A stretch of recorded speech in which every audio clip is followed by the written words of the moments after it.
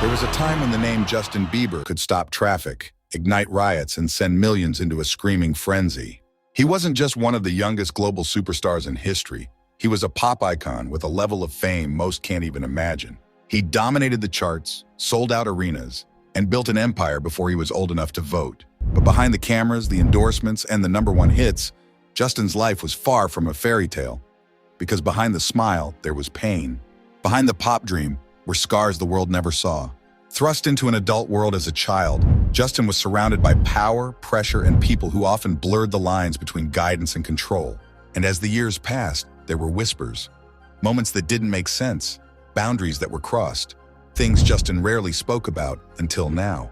With the recent unraveling of Diddy's story, a lot came to light. Allegations of manipulation, control, exploitation, stories that eerily echoed the experiences of many young stars groomed in silence. For Justin, those headlines weren't just news. They were a trigger, a mirror reflecting shadows he tried to bury. He was only a boy when the world claimed him. And while fans saw the rise, they missed the cost. Because not all wounds bleed.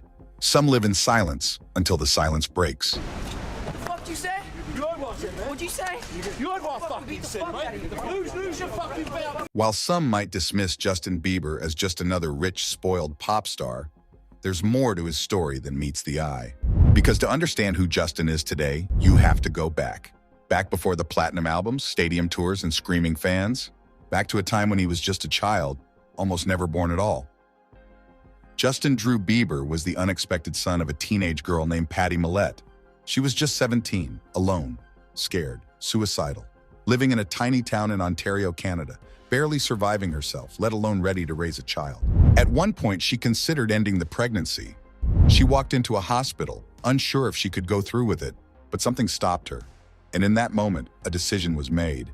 When Justin was born, they lived in government housing. They struggled to pay bills. And through it all, Justin watched his mom sacrifice everything to keep him afloat. Justin's father, Jeremy Bieber, was absent for most of his life. In and out, never consistent, never reliable. That absence carved a hole in Justin that fame could never fill. While this must have been painful for young Justin, he learned early what it meant to live without much and to dream with everything. Growing up without money meant Justin couldn't afford vocal coaches, studio time, or fancy equipment. But he had something more powerful, raw talent, and a mom who believed in him. With just a cheap camcorder, every time Justin sang in a local talent show or performed on a street corner, Patty would record it, not for fame or views, but simply to show friends and family how gifted her son was. And then on a whim, she uploaded those videos to a website called YouTube. It was 2007. There were no influencers, no monetization. It was a raw, open playground where people shared whatever felt real. It was weird, funny, chaotic, and most of all, human. In that space, Justin's voice stood out. Among the very first videos Justin's mother posted were clips of her son singing covers of Justin Timberlake, Neo, Usher, and Chris Brown. Tell me you need me when you call me on the phone. Gonna refuse, must make me do, you're the guy. While the videos didn't gain traction at first, slowly the world took notice. The views started climbing. Comments poured in. People around the world were sharing this kid with the swoopy hair and the angelic voice. One of those views came from thousands of miles away in Atlanta. A young music manager named Scooter Braun was scrolling through YouTube, randomly clicking through covers online. He clicked a cover of With You by Chris Brown. The voice was incredible, but the kid looked 12. At first, he thought it was a fluke. Then he watched another video. Scooter became obsessed. And in that moment, he knew he had to find this kid. So when I saw Justin, while everyone told me no and everyone thought I was crazy, I knew exactly what to do, and I saw the plan until he was 18. Like, I just knew. I was like, this kid's going to be the biggest artist in the world. I know exactly what to do to help him become that. He tracked Patty down through a church contact. At first, she was skeptical. She didn't want Justin thrown into the harsh world of entertainment. But eventually, she agreed to fly with him to Atlanta, where Braun arranged for him to meet with Usher. Ladies and gentlemen, introducing to you, Island Def Jam recording artist, Justin Bieber. It's getting ready to go down. Just so you know, we're in the studio right now working on it. Get ready because it's going to be big. Ain't that right, Justin? That's right. That's right. So look out. We're coming. Justin was eventually signed to Raymond Braun Media Group, RBMG, a joint venture between Braun and Usher, and then to a recording contract with Island Records, offered by L.A. Reid. And with the backing of Usher, seemingly overnight, Justin was pulled from obscurity and placed at the center of the global stage. That same year, 2009, Justin released his very first single, One Time. It was the moment the world got a glimpse of what this young Canadian boy could do. The track quickly climbed the charts, reaching the top 20 in multiple countries. Following the success of One Time, Justin capitalized on the momentum. In late 2009, he released his debut EP, My World, which became a hit, going platinum in the US. But the real game changer came next. In 2010, Justin dropped his first full-length album, My World 2.0, and with it came the single Baby, which exploded onto the scene, becoming an instant anthem. With its catchy chorus and memorable music video, it didn't just break records. It created a cultural phenomenon. The infectious beat, the iconic hook, and Justin's boyish charm hooked millions instantly. Suddenly, kids everywhere knew the words. Teens carried posters. YouTube views skyrocketed into the hundreds of millions. Social media buzzed with Bieber fever. Baby became the rallying cry for a generation of fans, mostly young girls, who found something special in Justin. They organized themselves online, defended him fiercely, and turned Bieber fever into a global movement. Can't help it. I'm obsessed. I love him. He's so cute. I mean, I don't want him that way, but he's just so cute. He's really hot. He's adorable.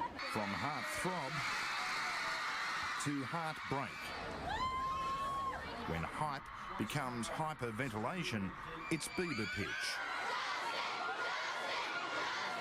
Justin Bieber's following often draws comparisons to one of the biggest fandoms in history, Michael Jackson's.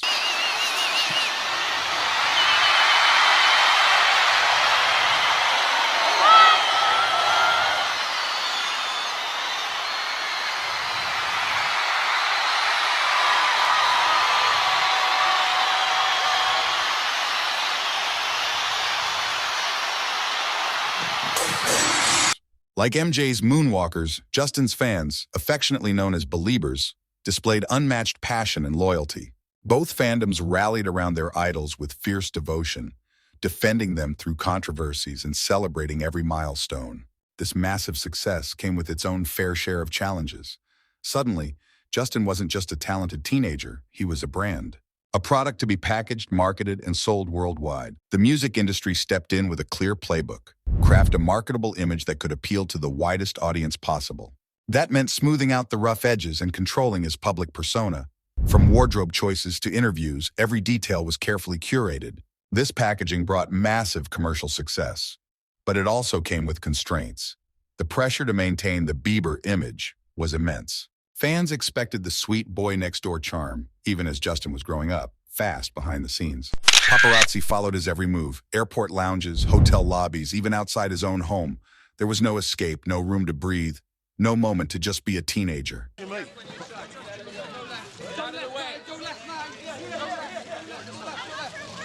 coming to my club! Nobody coming to my club! Don't do that shit again. Or what? Justin, thank you very much. I come here just for you. Thank you very much. Thank you. I hate you. Not up to me, my love. Sorry. Imagine growing up with millions watching your every misstep, every emotion, every flaw, waiting to judge or praise. For Justin, life became a glass box. Even his lowest moments, breakups, breakdowns, and personal mistakes, were headline news by morning. Fans camped outside his hotels. Drones flew over his backyard. At one point, even his neighbors filed complaints just to get some peace. And when he begged for space, the world called him entitled. But this wasn't just about fans.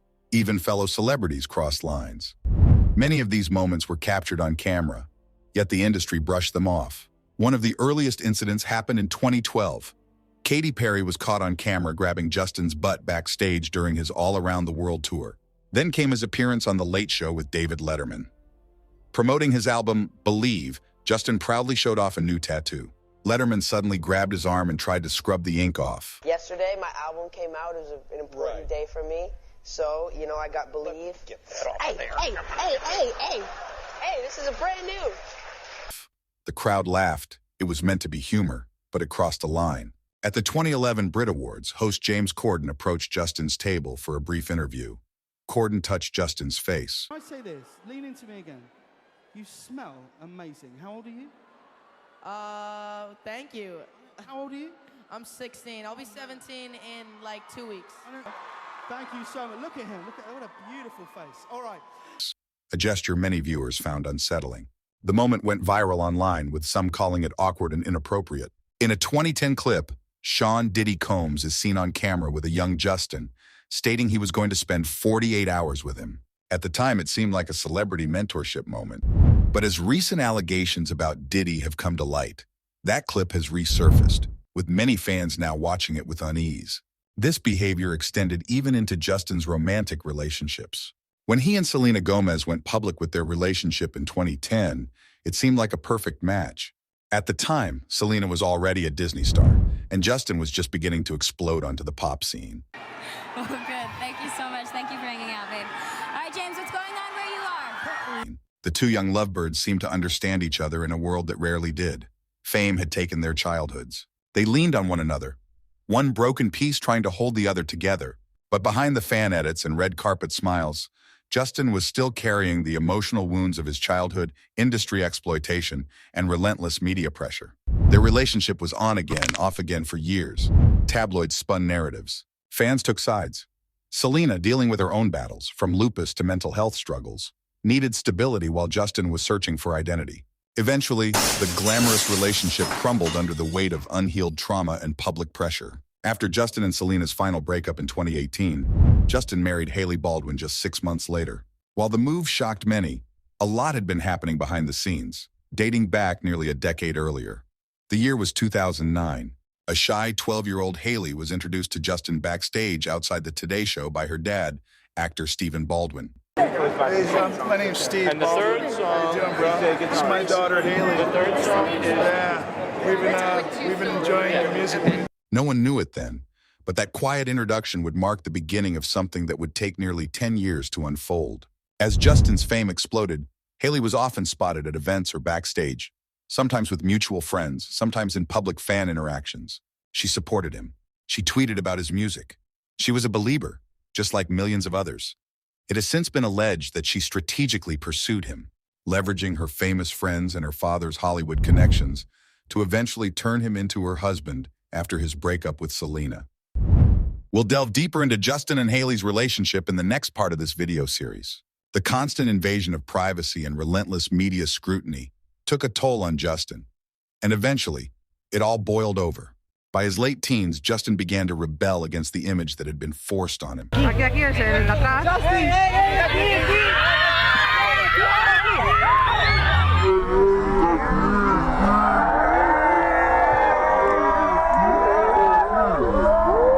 He egged a neighbor's house. He got into fights with paparazzi. There were arrests, mugshots, and court appearances. The headlines changed overnight, from pop prince to problem child. But this wasn't just teenage rebellion. It was a way to reclaim control in a life where he'd had so little of it. The same industry that once celebrated him now turned on him. Tabloids mocked him, fans judged him, and the public watched him unravel like it was entertainment. On January 23, 2014, the 19-year-old pop star was arrested in Miami while driving a rented yellow Lamborghini Gallardo. He was allegedly drag racing, driving under the influence without a valid license, and resisting arrest after being pulled over on a residential street. Tests later showed Xanax and marijuana in his system, although his blood alcohol level was under the legal limit. And then came the mugshot. That photo spread across the internet within hours, on every screen, every feed. For many, it was proof that Justin Bieber had lost his way. DUI, alcohol, or drugs? Resisting without violence? And driving with an expired driver's license? By 2015, the name Justin Bieber didn't mean what it once did. Once the golden boy of teen pop, Justin had become a cautionary tale. Mugshots, scandals, and chaos trailing behind him. Many had written him off. Others waited to see what he'd do next. But Justin was ready for a new chapter, musically, personally, and publicly. To reinvent himself, he needed a sound that matched the man he was becoming. Enter Skrillex. Known for redefining electronic music with thunderous dubstep, Skrillex wasn't the obvious choice for a pop comeback. But maybe that's exactly why it worked. Their collaboration on the 2015 album Purpose changed everything. Tracks like Mark My Words, Sorry, and Love Yourself revealed a more mature, reflective Justin. The boy from Baby was gone. In his place stood a man, weathered but wiser. But healing doesn't happen all at once, and Justin knew that. Which is why, 5 years later in 2020, he returned again, this time not to apologize, but to uplift. Intentions, featuring Quavo, wasn't about fame or pain or even himself. It was about celebrating women who carry the world on their backs, mothers, daughters, partners. A thank you letter, and maybe indirectly, to the fans who never gave up on him.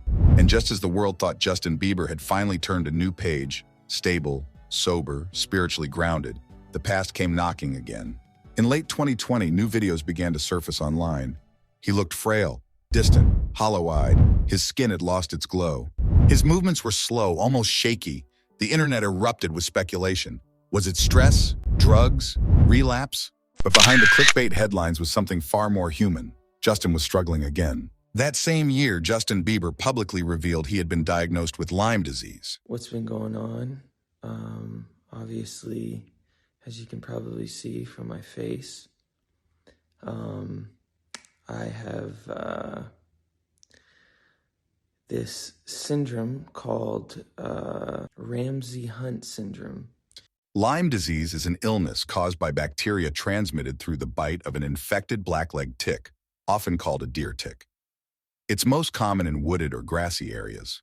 He shared that the illness had affected his skin, brain function, energy, and overall health. The same man who sang about having intentions was now visibly fighting for stability in his body, in his mind, and even in his marriage. In the next video, we'll dive deeper into the battles you didn't see. Justin's Lyme disease diagnosis, his mental health journey, and the quiet storms behind the scenes of his marriage to Hailey Bieber. I didn't want to make this video too long because, as you've seen, there's a lot to unpack. From his early rise to the darkest corners of fame, from the headlines we all read to the personal battles we never saw, Justin Bieber's story is far from simple, and we've only scratched the surface. In part 2, we're going deeper, into the 48 hours with Diddy, into the videos that resurfaced, and into what was really happening behind the curtain. Thanks for watching. Make sure to subscribe, hit the bell, and stay tuned. Part 2 is coming soon. Cheers, guys.